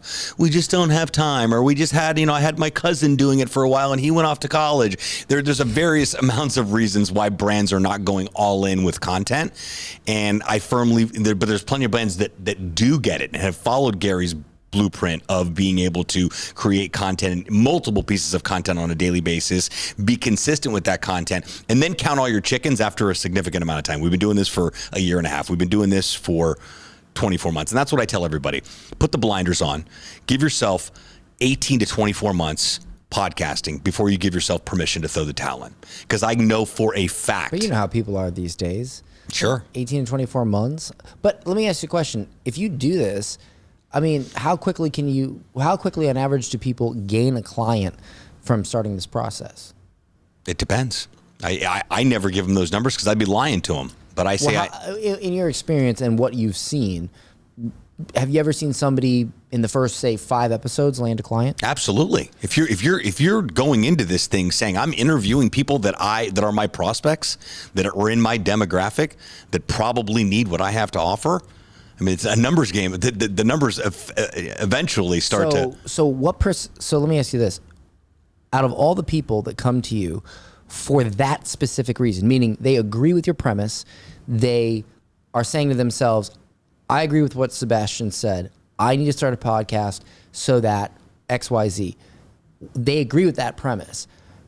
Do they find success a lot faster than the people that come that don't agree with that premise, or they come to you for a different reason to have their podcast? I think that because there's a couple different reasons. Some people want to step into that content, that host, that I've never done this before. But the ones that come for that reason, that follow that line of logic, Yeah, absolutely. they get results way faster than the others. 100%, because they're intentional with saying the conversations that we're having, my interview strategy is to get to know somebody, build a relationship and rapport. And if I provide value through that conversation and there's an opportunity to say, hey, you mentioned during our conversation X, Y, and Z, that's our mojo. That's exactly what we do. Let's have a conversation about it. They're more inclined to want to do it. And what percentage of your clients only care about that premise? I say it's 50-50. So half your clients care about a premise that always gets them results, and the other half care about a premise Of just being in the content game and the doesn't relationship. necessarily gets them immediate results. No, because even if if they say, I want to start a podcast to just create content and to build relationships, that has a monetary aspect too, because eventually those relationships can be turned into something But monetary. what I'm saying is the other half more consistently sees an immediate result, Sure. because they've gone all in on your ideology around this. Yes. Got it. And it can also blow up too. I mean, you can have something where you got something that it just explodes, and then you're able to get into a podcast network and monetize it in the whole traditional route too, which I'm not a fan of that. Imagine if you only worked with people that agreed with that premise and wanted to do it that way and that way only. I'm tightening the reins more and more around that. I do want to make sure people are clear that we're not going to just start it for whatever reason you think you should go and start it. Right. There's going to be a shared common. You have to sell me on why you want to start a podcast. I'm not here just because you have a budget and you can afford to hire me. Right. That does nothing for me at all. Knowing that you share a vision and that I share your vision, because if I can get excited about it, a lot of people can probably get excited about it. Is my thought process. Because there's a lot of dumb ideas out there. I say constantly on a daily basis that I talk more people out of starting a podcast than I do starting a podcast. So I'll give you an example, because this reminded me of something I went through. So, I charge currently, I hate saying what I charge, because then by the time somebody hears it, maybe. Are you bragging, Dan? No, well, it's just, it changes, So like people like, I heard you say on this show one time, da da da da da. But I charge a 6-figure price for one-on-one consulting currently, right? And I'm very picky about who I work with for one very specific reason. It's because I don't want to work with anybody they won't get that back super fast. Because, dude, I used to deliver pizza. Charging somebody $100,000, the first time I did it, I was like, like, this is a lot of money, and I really wanted to deliver. Can you imagine that? I don't know what the most you've ever charged is, but imagine charging somebody 6 figures. Yeah. I don't worry about if they're going to buy. I worry about what happens when they buy. Right. Because now you really got to deliver. And I didn't come out of the gate with a 6-figure offer. And so what I thought about was, all right, let me look back on my career and let me really analyze what has worked and what good decisions and bad decisions I made. Because the last thing I ever want to do is charge somebody that much money and they don't get a result. Right. They don't get it back. So I thought about it and I was like, everybody that has ever come to me that has sold something cheap, right? They sold something like $1,000, $500, a couple grand. They've got a ton of results, but never as quickly as somebody who I've convinced to charge 10, 20, 50,000, right? Like higher ticket prices. Because for them, imagine if I charged you 100 grand and I teach you how to land $50,000 clients. How many do you have to land to completely get your investment back? Yeah. Two. Right? So for me, that's super easy. I'm like, oh my God, I only got to get them 2 clients. And then everything after that's gravy. But if you say to me, help me sell this $500 product, I'm like, man, I got to, dude. How many units got to move, right? Right. You just got to move. And not that I've helped people do that, but it's like this much work compared to finding clients that pay a lot more. It's this much work. Yeah. And I really know how to do that. So I made a decision. I never would take on that level of client that didn't agree with the premise. They didn't agree I should be charging high ticket. I should be charging a lot of money and finding people who are willing to pay a lot of money to solve their problem. Because I'm just setting myself up for a headache. And so I never took on anybody that, that did not agree with that premise. And as a result, I've never had somebody not get their investment back super quick.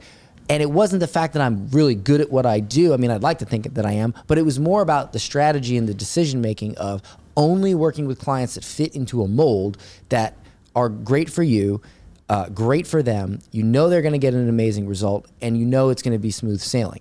It's when you compromise that you cause yourself problems, in my opinion, Sure. because I have compromised in my career, and every time I have compromised, it's been a nightmare. But when I say this is the way we do it, this is our premise, this is our strategy, you either agree with it or you don't. And if you don't, great, good luck to you. But if you do, this is how we're going to do it moving forward. And we're Sure. not accepting anybody else.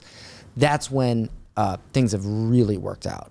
And that, I try to, it's a slippery slope between those two conversations, because I don't want people to get obsessed with going, I'm making this investment so that I can get this back because of podcasting, because people can go down that rabbit hole too, versus focusing on the work at hand. Let's build this thing.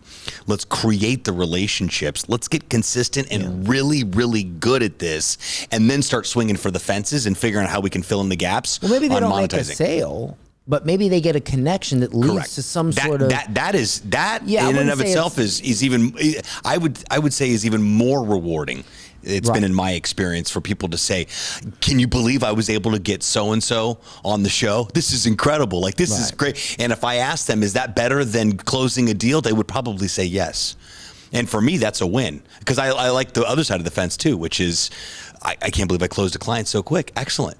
So you make podcasting the ultimate networking and sales tool. It is your new business card. It is your new networking event. It's your new conference. It is your new ability to get out there and connect with people. What we were born to do as part of the human experience is connect and build relationships with people. We're now living in a space where those relationships can now be scaled into building a business, a brand, contributing to the bottom line, and starting a podcast, creating content, following your passion about what your thing is, and having conversations around it can in turn grow your business and change your life. I 100% believe that. And when I say change your life, there's a huge component of personal development. I mean, I spend a majority of time talking the kitty out of the tree as far as being in their own head. I'm going to sound like crap. Yeah. I'm going to look like crap. What if nobody listens? What if nobody buys? What if going down this whole, instead of just staying focused on what's important? Well, how many times have you seen a football team?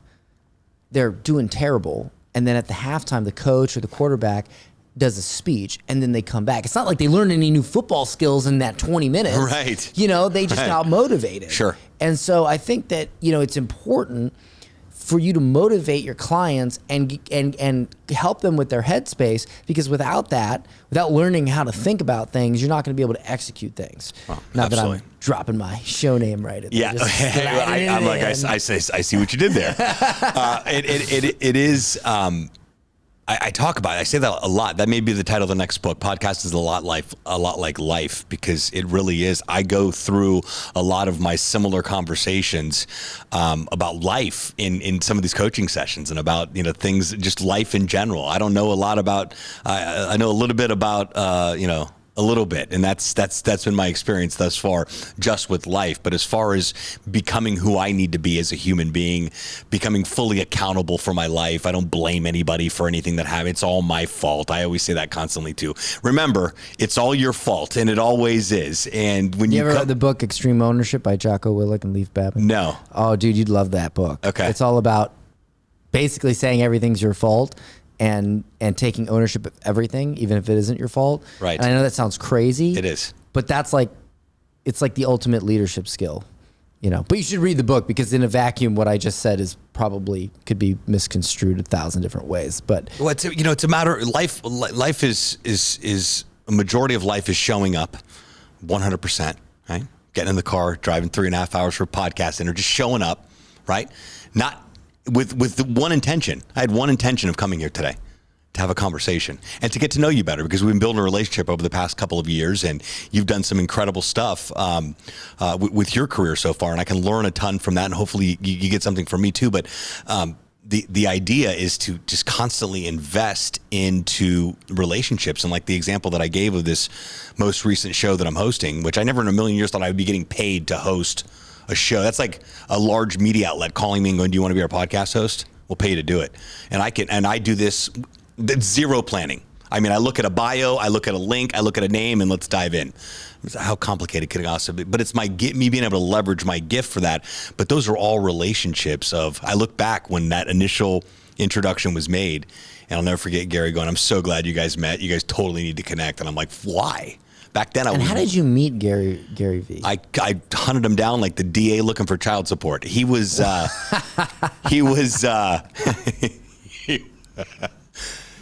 my gosh, that's great. These were early days, so this is a great story. You're gonna make me want to hire you for like a private party comedy if you're not careful. I'm gonna be at the next. I saw the pictures from the Halloween party. I can do the whole.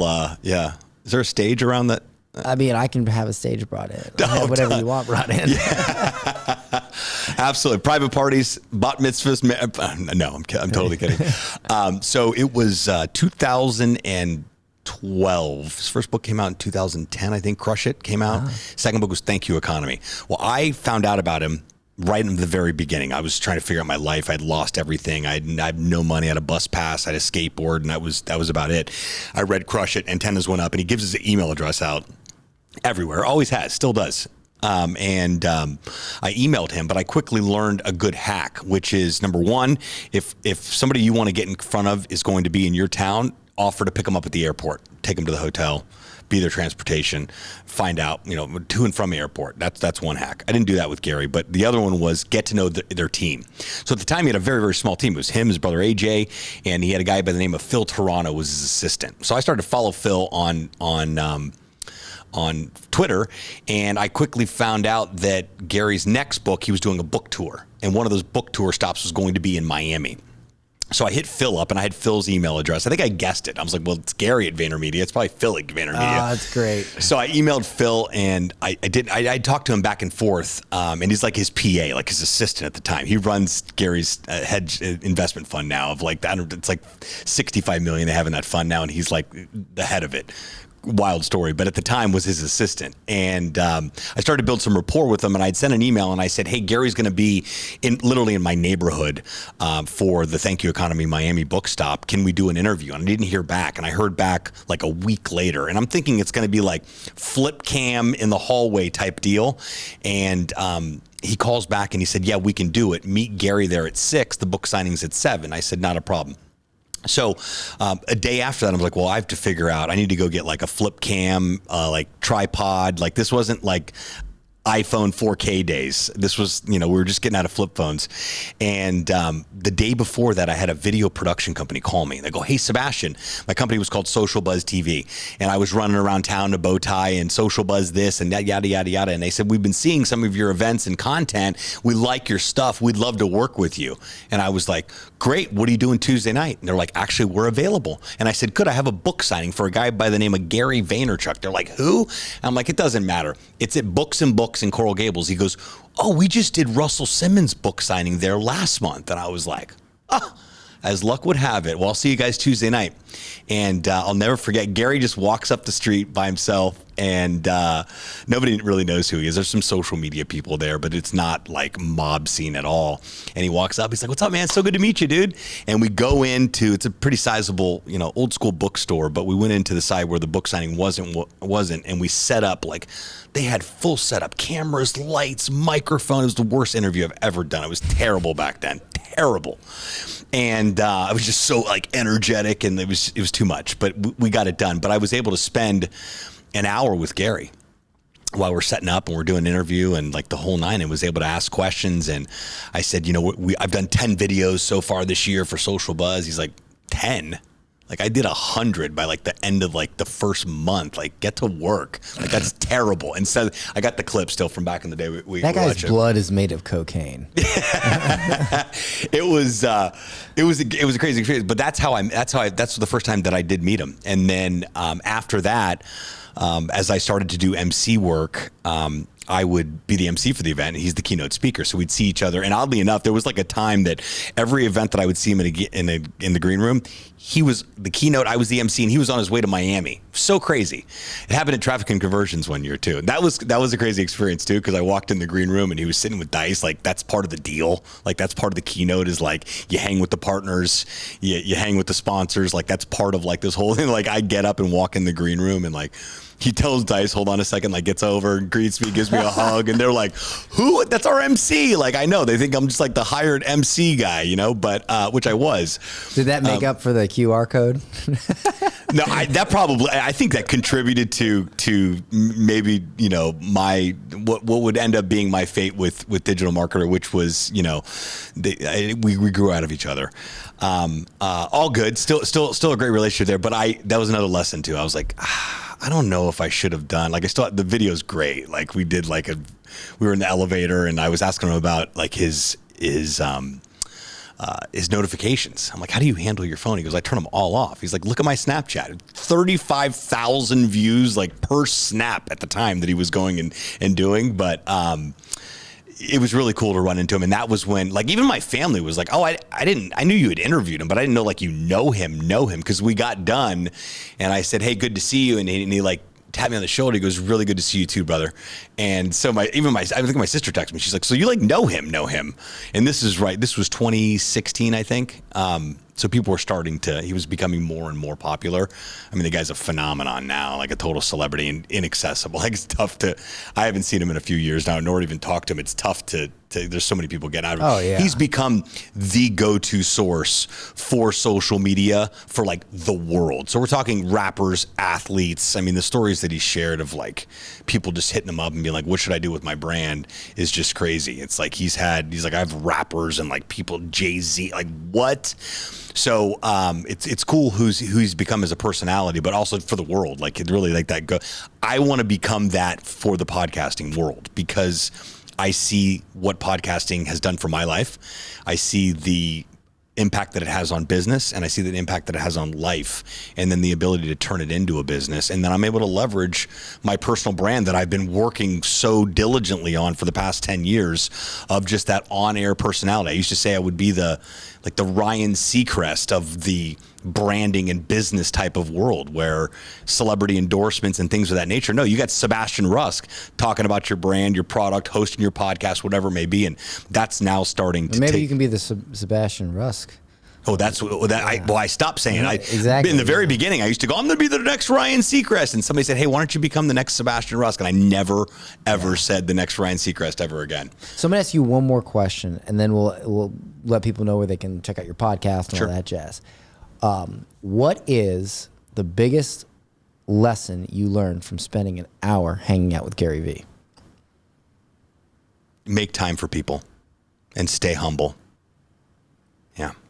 So in an hour with Gary Vee, I've seen him turn down security, get completely mobbed, inundated, selfies. He did an event in 2018. That was the last time I saw him. That's when I met Jordan with Grit Daily, when I just inked that deal to host their show in 2018.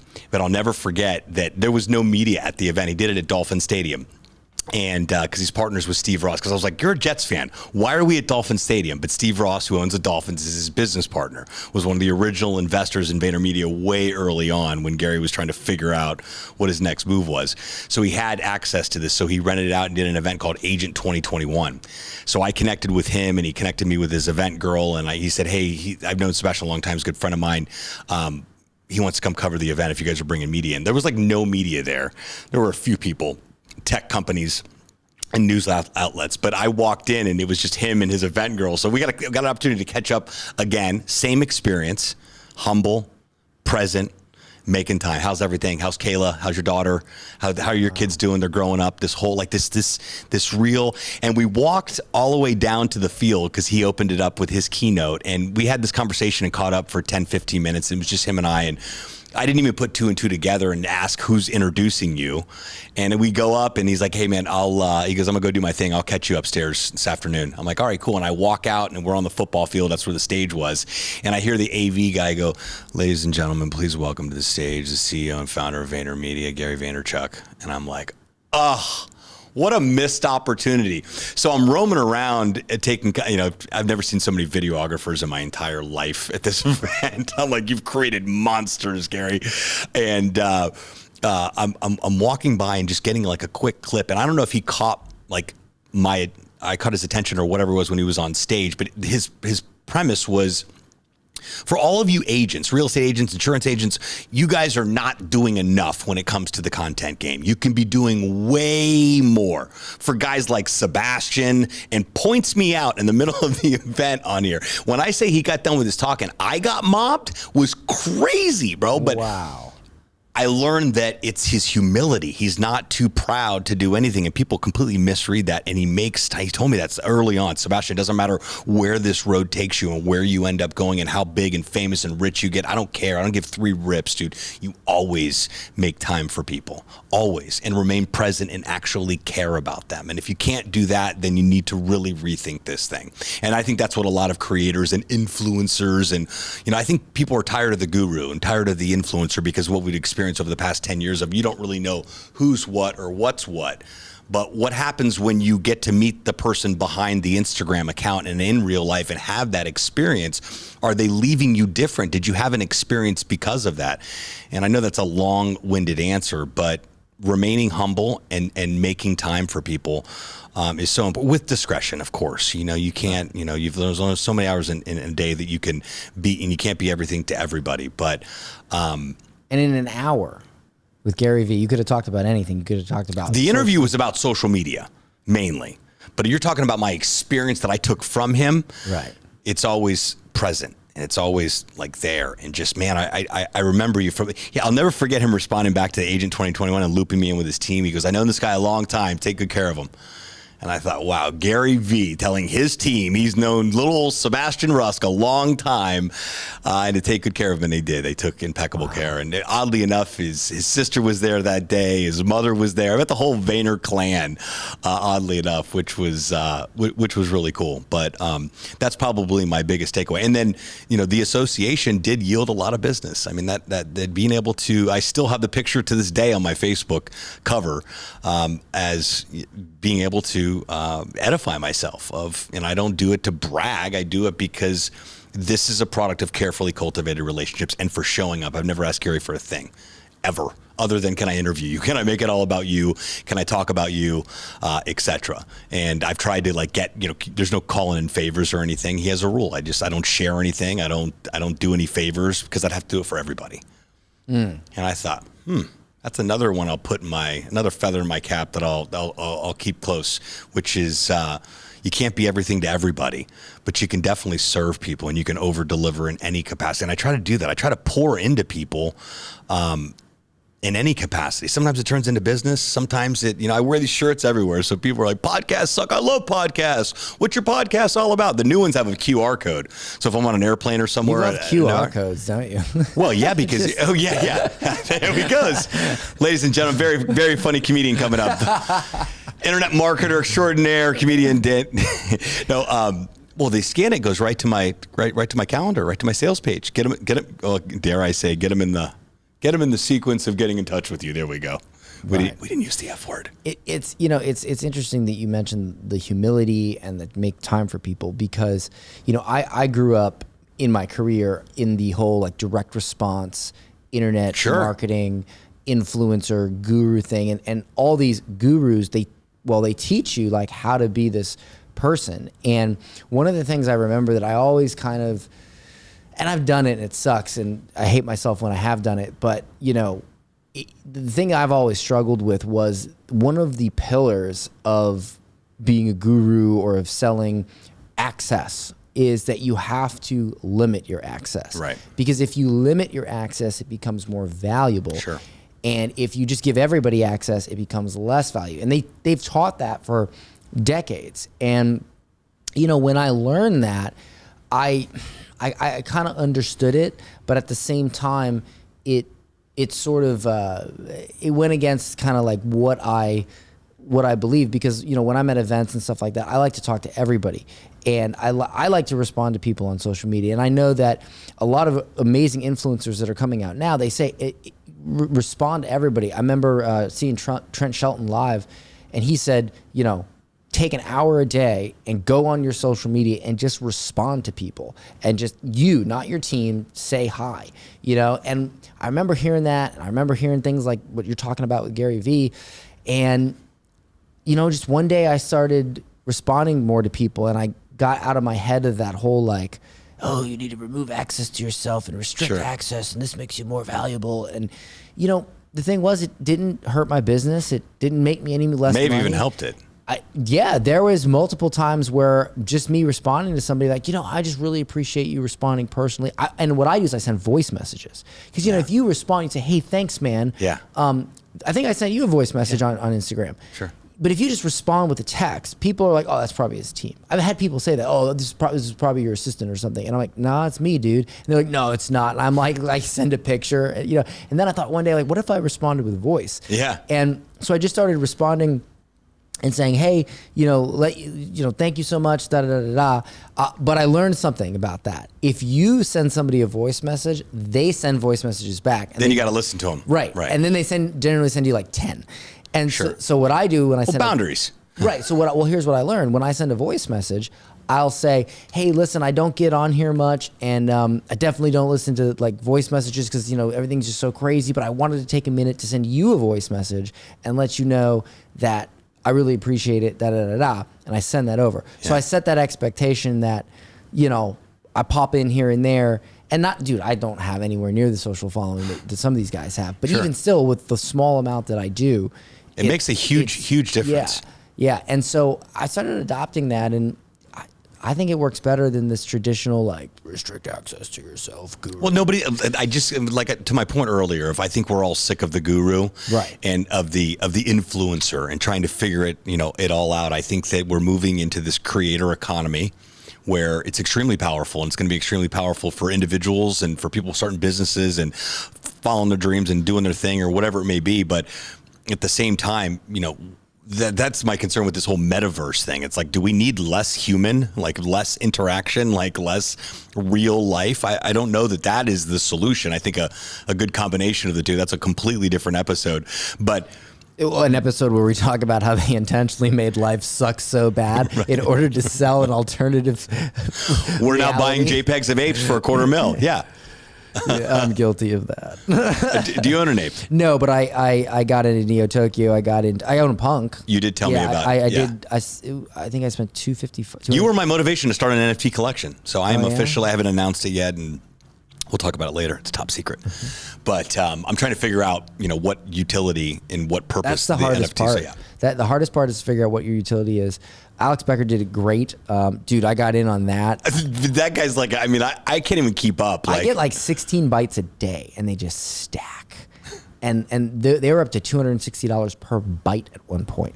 Wow. Right now everything's down because he just launched his second phase too, or like I started following him right after. Yeah, it's like, and he everything with the game, and like I started when I first started thinking about it, I was like, oh, it'll just be like I have the art done for mine, but I'm taking my time on the utility. But I thought about it, and I was like, where's this all going? It's going in games. Right. People love games, and so I thought about developing a game and all that, but I'm staying focused. That's the thing, man. This new stuff out here, it can really distract you because we can sit here all day long and talk about like NFTs and this. And I'm an investor. I've believe it or not, I want to do a YouTube video on this. But do you know I sold my yacht to buy NFTs? Well, it wasn't public information, but you did tell me about it. Yeah, so I did. I mentioned it on your podcast. Oh, but you told me it was a royal pain in the ass is the main reason that you sold it, the whole idea. It was. So here's but it was a great investment opportunity too. I'll just real quick tell this story. So I bought the yacht. It was $2 million. I learned that you could create a business out of it by making it a yacht charter business. And if it's a business, there's all these tax benefits. Sure. And essentially you could kind of get the yacht for free if you structured the deal right. But then, of course, there's the maintenance, Right. And the crew. And the crew, right? And when we did it, it worked out. I was more than breaking even, and I started doing these consulting gigs on the boat. Yeah. I was charging $20,000 a day to just hang out with me on the yacht, and I give you business advice. we were booking 2 to 3 of them a week. And so my yacht crew was like, dude, you're paying for everything. Like, we're making a profit. This is nuts, you know? And I'm like, it's just a different way to do it, right? Well, then COVID hit, the pandemic hit. And all of a sudden, everything changed. And all of a sudden, this yacht that was doing well, that I like thought I was all like, yeah, I made. Everybody says a boat is a hole in the water. You throw money. I figured out how to make it profit. And then life is just like, guess what, dude? Pandemic. I thought you bought it because of the pandemic. It was right before the pandemic. Yeah. We had booked stuff out and all that. And well, I didn't. Well, see, you didn't know it was going to be that bad then. Right. You like, oh, there's this thing, but you didn't know it was going to be what it is now. I think you told me the first time you were on my show, you're like, we're almost done with this. We're almost out of it. Like they were doing a parade. They were doing a parade in downtown Korea or something. Remember that the first time I had you on the show? Right. Yeah. And so I didn't think. Sure. So when we bought it, like, I thought that would be over in a couple months, and a lot of people did, because we bought it right before that. And so, and when I say we, I say that because I literally created a company to buy the yacht. Myself, really my yacht broker. But yeah, you know, but they say we is more polite to say. But sure. The point is that when I did that, this horrible thing happened in the world, and what was working no longer worked. And now it was a hole in the money. It was a hole in the water that you throw money into. Right. Because at that point, I couldn't book out the charters. I couldn't book out. And then there was all this stuff, and things became more complicated in the yacht world. And so the expenses went up, and materials. Yeah. Nobody wanted to work. Right. Nobody wanted to work. And so now I'm like, man, this thing is like, now it really is a drain on me. So I saw, I invested in multiple NFTs that started paying me a ton of money. And, you know, I'm thinking, okay, hold on a second. Real estate's crazy right now. It's super expensive. Materials are super expensive. Yeah. The yacht thing is killing me. So I was like, you know what? I'll sell my yacht and I'll use the money that I put into my yacht to buy NFTs. I sell the yacht. I invest in multiple NFTs, and just one of them made me everything. Dude, it like completely covered all my losses and just got me whole on the whole shenanigans, all the shenanigans, everything. On this episode of Below Deck St. Pete, dude, Dan gets richer. That show, I watched that show before I bought the boat, and I was like, this is complete Hollywood, whatever. Yeah. And then Captain Lee's a dick, though. He totally is. Yeah. But dude, it's true. Yeah. Like, it's not that dramatized. Sure. It really isn't. And I learned that a year after owning the boat. I was like, well, think about what you're, you know, people that, you know, are free spirits, don't like being in any one place at one time. You know, we're on the water. It's gotta, you know, you probably have some sort of demographic so much of the alcohol involved in an industry where you have this enormously expensive piece of equipment that is floating in salt water. Right. And it's like super nerve-wracking when you're the owner. Sure. And you're just like, you know, but that's my story. Did you get to enjoy it though? Did you go on any trips? Yeah, or didn't you take it down to the Bahamas or something? Yeah, I took it on multiple trips, but you know what? Here's the beautiful part. I can rent a yacht that I don't have to worry about maintenance, that I don't have to worry about it breaking, go enjoy myself, and by the time I get back, the frickin' NFT that I invested in will pay for it. And hopefully that remains the case. Yeah. And I don't sound like an asshole a year from now. I think it worked in this scenario. Yeah. But I mean, the point I was trying to make here is that the world moves so quickly, and you can go from what is working to what isn't working like that. Yep. And you have to be able to shift With a decision. right. And people thought I was crazy for spending that much money on a yacht, and I'm assuming people are going to think I'm even crazier for selling that and then investing in pictures of you know, apes and you know, but it paid off. Right. And so I just wanted to share that because I just thought it was a crazy story of how it's so important to be able to pivot when you need to pivot. Yeah, 100%. It's a decision though. You know, Yeah. we all have that unique gift every single day to make that decision of, you know, I'm not happy. Cool. That's probably a product of you decided not to be happy. So making that decision and taking massive action, not always easy to take action. You know, mental health and depression are a real thing. Unfortunately, they're part of life. It's tough to get motivated sometimes. And I embrace that. But eventually no one's going to come knock on your door and get you out of bed and say, today's the day we're going to make decisions. Okay. We got to snap out of it. It's an evolving process. I'm not gonna lie. Things take take balls in this life. And I remember when I bought my first house that I was like so nervous. I remember writing my first IRS check, so nervous. I remember buying that boat, so nervous. I remember, dude, the first time I spent $250,000 on a picture of a freaking dude with like a cigarette hanging out of his mouth and like a nose ring, 8-bit, pixelated, you know, it's like crypto punk. I was like, what am I doing right now? This is insane. Yeah. You know, and I'm about to press the button, and I'm like, I'm about to spend $250,000 on a picture, on a pixelated picture of this like punk dude or whatever, you know. And it was just amazing to me, like the fact that I was able to press the button, and people do that every day. Yeah. And the world is just changing so fast. It's insane. It really is. I want to know where, so the name of your podcast is Beyond the Story. Beyond the Story. Yeah, that's my main podcast. We started, speaking of NFTs, just started an NFT podcast on Twitter. I got a deal with Twitter. I'm contracted with them to host a Twitter space a couple of times a week. It's their version of Clubhouse. So I launched NFT Sucks, if you don't understand them. So I interview creators and projects, and it's somewhat self-serving in addition to achieving the goal of the deal I have with Twitter. But the main podcast, my bridge builder, relationship builder is Beyond the Story, beyondthestorypodcast.com, and the agency's Podcast Launch Lab. So podcastlaunchlab.com, and helping folks make their podcasting dreams a reality, or at least talking them out of it. one way or another. So well, I think anybody that listened to this episode, I think if they're interested to check you out, they're going to, because I'm impressed by just that unique strategy that you have created around podcast, you know, and the fact that you have a product and a service to help back that up and make it a reality for people. Absolutely. I'm Podcast Launch Guy on Instagram. That's the best place to find me. So if you have questions, I just like you, I respond to almost everybody to the best of my ability. I'm here to serve. I'm here to help you better understand what you don't know that you don't know about the world of podcasting, really what's possible there. So hit me up and we'll have a conversation, and you may very well be sharing your, oh my gosh, I can't believe a podcast did this for my life story. So, and that's what I'm in this game for. Thanks. I really appreciate your time, dude. Yes. Thank you so much. Awesome.